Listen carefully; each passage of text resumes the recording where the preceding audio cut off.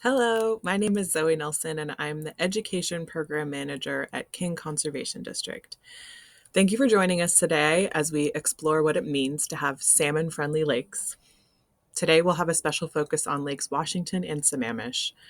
And these iconic lakes are not only central to our region's natural beauty and recreation, but they're also critical habitat for salmon, which is a keystone species deeply tied to the health of our ecosystems, our economy, and cultural heritage. Today, we're going to look at the challenges that salmon face in lake environments, what it means for a lake to be friendly for salmon, and how communities, agencies, and individuals can work together to protect and restore these vital waters. Hello, my name is Piper Hansen, and I'm a project manager with Mid-Sound Fisheries Enhancement Group. We've partnered with King Conservation District to bring you this webinar today. This webinar was also produced by Facet, and it was also supported by our partners, the Snoqualmie Indian Tribe, Trout Unlimited, the Water Inventory Resource Area 8, the Washington State Conservation Commission, the Salmon Recovery Funding Board, and Washington State Parks, as well as the Washington State Legislature. Thank you. All right, we are going to kick things off with a discussion about lakes. In Western Washington, we love our lakes. Lakes provide quality of life benefits to our region. They're beautiful and they are restorative. We use them for all types of recreation. These lakes have helped to sustain the Coast Salish peoples, the Snoqualmie, Muckleshoot, and Duwamish, since time immemorial through today and into the future. Why are lakes important to you? With our love of lakes, we also strive to balance our recreation and the use of the lake with our concerns of degradation, such as habitat loss and water quality impacts. Modifications to the lakes, especially development around the shorelines, can have widespread consequences. Development like shoreline armoring and utility infrastructure, such as direct discharge of stormwater, can degrade the lake environments over time. Much of the armoring and development that you see along the lake shores today was put in decades ago. These practices no longer reflect our current knowledge and understanding of lake health, nor our commitment to protecting our lakes. We now have a better understanding of how the health of a lake shoreline is critical to the health of the entire lake ecosystem. When we think about lake health and shorelines, let's begin by imagining what a natural lakefront would look like. With this in mind, we can think of ways to mitigate the impacts of development. When you think of a natural lakefront, what qualities do you think of? One way we can categorize shorelines in terms of their naturalness and therefore their ability to contribute to lake health is to talk about simplification versus complexity. In this image, you can see a range of modified shorelines. In the simplified shorelines with armoring, natural elements like mixed vegetation and gravels and shallow areas with dappled shade are missing. Armoring simplifies the shoreline by removing the gradual transect of the nearshore, while bulkheads straighten the lake edge and remove the natural slope between land and water. This simplification of the lake edge results in the loss of complexity. Loss of complexity means loss of microhabitats that support lake biota and water quality. Tall bulkheads remove shallow water areas and cause erosion. They also disrupt the natural movement of sediment along the shoreline. This simplification takes away the features that provide safe refuge to juvenile salmon. A shoreline that is softened or restored to natural undeveloped state is one where we add complexity and natural features back into the environment. Nature is our best model for what we can do to protect, maintain, and improve lake health. This may mean the shoreline has a more curvy shape, and there is a gradual slope between the land and the water. In the shoreline zone, natural sediments are allowed to shift and settle over time. Woody debris and vegetation are interspersed along the shoreline and provide a complex habitat with ideal conditions for migrating juvenile salmon. Improvements to shorelines that focus on adding complexity include reintroducing natural elements like logs, gravel, and vegetation. These materials add structure and shade to the shoreline and provide areas for small fish to hide. Elements like root wads, logs, and boulders can also be used to soften waves and wakes and make it easier for emergent plants to establish at the shoreline. With intentional restoration, we can bring back many of the natural features that keep the lake healthy. Today, development around the lake prioritizes shoreline restoration, like removing old armoring and retrofitting infrastructure to preserve water quality. As our knowledge about lakes change, we see attitudes about the lake protection evolve as well. There are a range of alternative restoration projects that can improve the complexity and health of the shoreline and lake. If you're really looking to make a difference, one of the best things that you can do is remove shore armoring and restore to a softened shoreline or a natural beach. This type of project is complicated and requires professional assistance, but it's such a key restoration action that many partners are there to help. There are incentives for homeowners to remove bulkheads, including professional design help and grants and funding for construction. Beach coves are a smaller footprint alternative to full bulkhead removal and can provide habitat, shade, and improved recreational access to the homeowner. Continuing down the range of shoreline restoration alternatives, efforts to revegetate the shoreline can positively impact both habitat and water quality. In this aerial image example, we can see that the shoreline has been completely cleared of vegetation and lawn is being maintained as close to the water as possible. Loss of tall trees and replacement of diverse native vegetation with monocultures like lawns removes shade and habitat from the shoreline.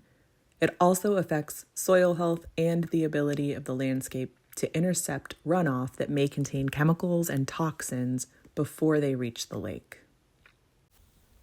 Shoreline vegetation plays an important role in capturing day-to-day pollution. Surface runoff and other stormwater pollution compounds quickly in developed areas and contributes to lake health degradation, including algal blooms. Excess nutrients is a primary cause of water quality degradation, and toxins, such as those found from soaps, tires, and chemicals, contribute to habitat loss and deterioration. Today, we understand that many common activities, such as car washing, pressure washing driveways, or fertilizing plants and lawns, can generate pollutants that are harmful to aquatic life. We know that simple changes, such as using phosphorus-free fertilizer, picking up dog waste, and not allowing runoff to drain into the lake, can help to protect water quality and preserve the lake health. One example of a toxin in surface runoff that you may have seen in the news recently is 6-PPDQ, a byproduct of a chemical used on car tires to prevent them from naturally breaking down. Local researchers determined it was responsible for killing 90% of annual coho returns. They also found that very basic green infrastructure techniques, or GSI, such as filtering runoff through compost, effectively removed the contaminants. Rain gardens are an example of a simple green infrastructure project, one that homeowners can install. These planted areas are specifically designed to allow natural water infiltration. They incorporate special soils, earthwork, and native plants to capture and hold water. Our state has great resources for rain garden designs specific to Western Washington, including the Rain Garden Handbooks published by Washington Ecology, linked here. It's free and it includes a guide on how to design and construct your own rain garden. Locally, there are also incentives for homeowners to create rain gardens. Two great resources are also linked here, 12,000 Rain Gardens and SPU's RainWise program. You can check your eligibility on their website for their incentive programs and to get more information. Apart from rain gardens, shoreline landscaping with native plants and planting to mimic natural landscape patterns are great ways to enhance lakefront health. You can replace plants over time or start by targeting areas adjacent to the shoreline. When you select new plants, the goal is to have diversity in plant species and structure. This means you include trees, shrubs, and ground cover, and you add vegetation that will overhang the shoreline and cast shade and drop debris into the water. Native insects that have adapted to living on and eating native plants also fall off overhanging plants into the water and are a food source for salmon. Here in the Pacific Northwest, we have a great selection of native plants, including fruiting and flowering varieties, many with great lush leaves and textures. You're also likely to spend less on irrigation if you go with native plants. You can inquire about native plants at local nurseries. They're excited to help, or order through KCD's native plant sale that happens annually every fall. Another shoreline landscape consideration is the size and location of any lawn areas. Lake-friendly lawns are small and set away from the shoreline and maintained without fertilizers in as natural way as possible. Smaller lawns, or lawns interrupted by trees and shrubs, makes yards less attractive to geese while providing more habitat for native shore and songbirds. Leave a generous buffer of native plants between the lawn and the shoreline to absorb runoff. Finally, you can make your landscape more shoreline friendly by maintaining your yard to discourage or control invasive species. You can help by learning to identify common destructive species and the best management practices for their control. Several of these species require special methods of tools for management, like knotweed and milfoil. Please don't try to remove these without checking the resources first. They can be pretty hard to get rid of. For others, like English ivy, there are recommended shortcuts to management that simplify removal, and you can do on your own. The Noxious Weed Board is a great resource for recommendations listed by species. You can also check out our website for more information. Beyond the shoreline, there are changes you can make in the nearshore environment that can improve shoreline health and protect juvenile salmon. As mentioned a moment ago, removal of invasive aquatic vegetation in the nearshore can restore conditions to favor our native flora and fauna. Changes to dock design can also make a huge impact. Areas of deep shade, such as under a traditional dock, attract predators from deeper water and deter juvenile salmon who perceive the area as dangerous. Juvenile salmon will often travel around the dark shade into deeper water, where they are more vulnerable to predation. You can help by changing the surface of the dock to graded decking. This surface style allows more sunlight to pass through and mimics natural dappled light and shade conditions. Thanks to changing attitudes and regulations that encourage or require graded decking, there are many products available. A dock contractor can help with surfacing options for your dock. An unfortunate reality of our love for these lakes is that they are vulnerable to our actions. But we have local history to inspire us to believe that change can happen and you can be the change makers. Has anyone heard of Lake Stinko? Or do you remember it and where it was? In the 1940s and 50s, Lake Washington exploded with algae to the point where the water was murky, slimy, and smelled terrible. At the height of the problem, lake visibility was less than 30 inches, and it was referred to as Lake Stinko. The algae was caused by the direct discharge of raw sewage into the lake, estimated at 20 million gallons per day. Sewage brought excess nutrients, especially phosphorus, that upended the lake ecosystem. This episode prompted the creation of the Metro Project in the late 50s and 60s that redirected the sewage out of the lake. Around the same time, Lake Sammamish underwent similar improvements to redirect sewage discharge. Beyond the infrastructure changes, many regulatory changes followed that were intended to keep the lake clean and healthy. And it worked. The threats to our environment can be daunting, but examples like the Metro Project demonstrate that we can move in the right direction. It also shows what can be achieved through cooperative action. While some environmental threats will require large-scale responses, local and individual actions are usually easier, cheaper, and faster to implement, and their collective impact can be just as effective. On the macro scale, we can look at the lakes as a whole and see that there is noticeable improvement from the degraded condition of the 1950s and 60s.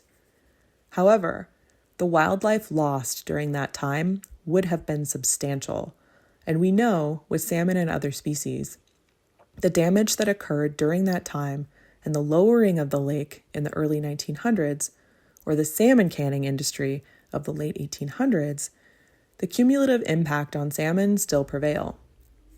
These species are still trying to recover.